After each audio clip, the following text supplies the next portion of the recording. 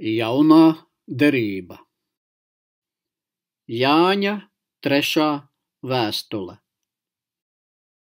Es, presbiteris, savam mīļotajam Gajam, ko es mīlu patiesībā.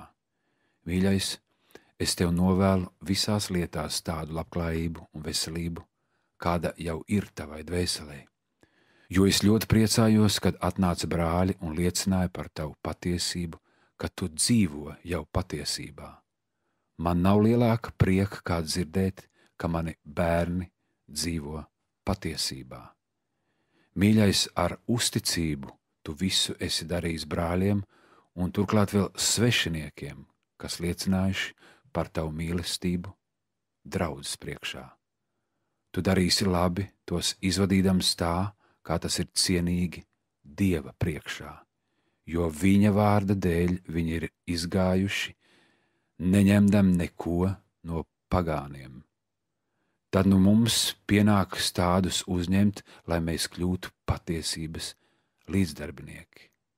Es draudzei esmu rakstījis, bet Diotrefs, kas labprāt grib būt pirmais viņu vidū, neuzņem mūs.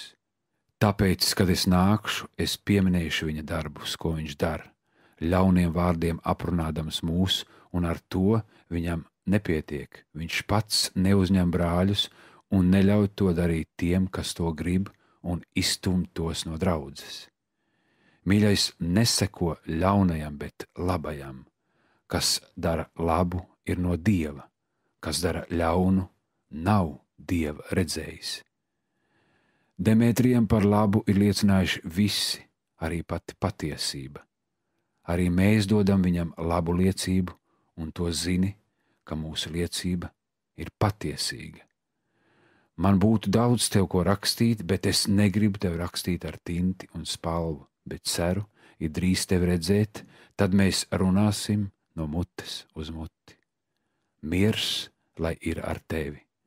Draugi tevi sveicina, sveicina draugus, katru atsevišķi.